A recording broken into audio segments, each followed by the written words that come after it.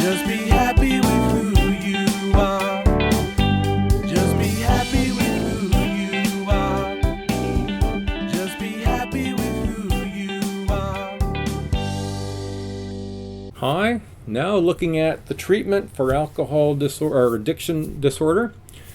We'll start with the biological approaches. The biological approaches to substance use disorder include detoxification, which is a process of ridding the body of alcohol and drugs. Now, this is supervised and monitored in an attempt to control symptoms.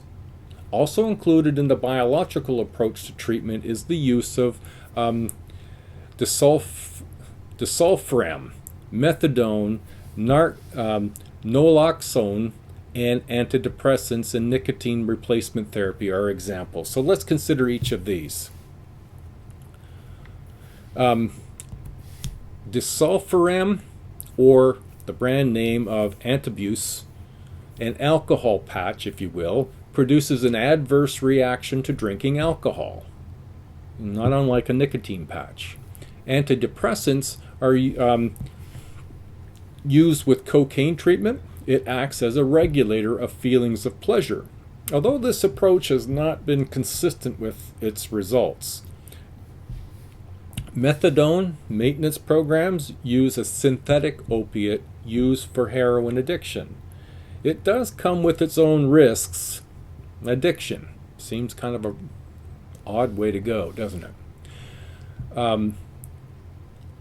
Naloxone and naltrexone are sister drugs that block the effect of heroin and other opiates. Now, one form of treatment you may have heard are those referred to as non-professional support groups.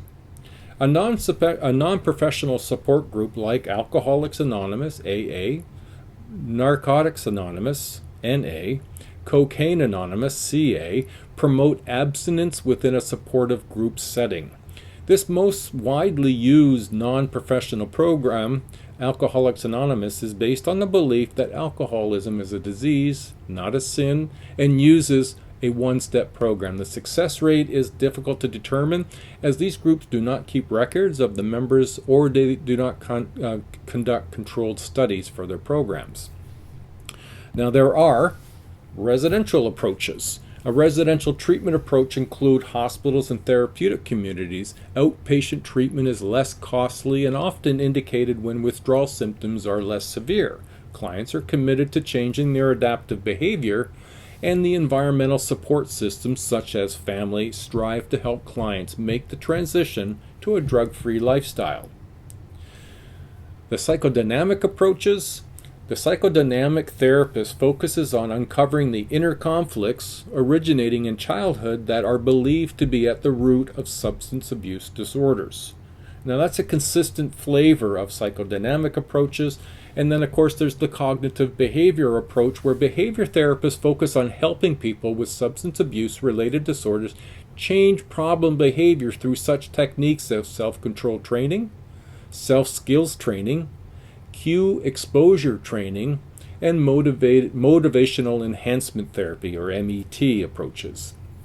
Now, the self-control strategies, these strategies follow the ABCs.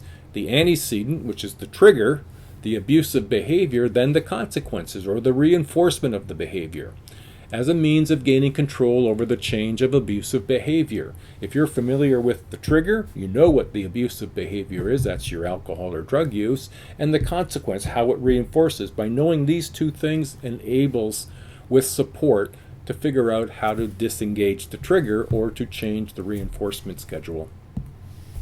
Social skills training. This can include assertiveness training, couples therapy by identifying triggers and support through behavioral contracts.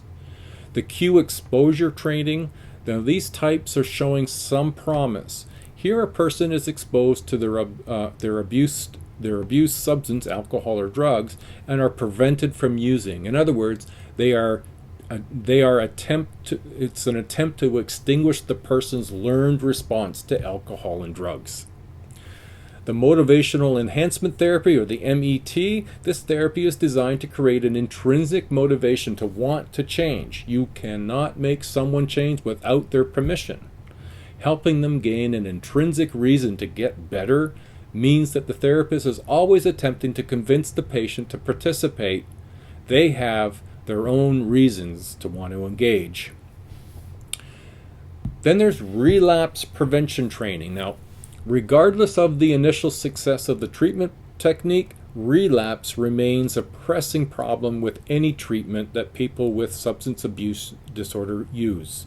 Relapse prevention training employs cognitive behavioral techniques to help people in recovery cope with high-risk situations and to prevent lapses from becoming relapses by helping participants to interpret lapses in less damaging ways. All right, we have completed a review of substance-related and addictive disorders. Now it is, as many of the other disorders, complex in our understanding of the causes and the interconnectedness of treatments. I hope you've gained something from this chapter, and we'll be reviewing Chapter 9, Gender Dysphoria, Paraphiliac Disorders, and Sexual Dysfunctions in Week 9. So I'll see you there, and good luck, everybody. Keep up the good work. Bye now.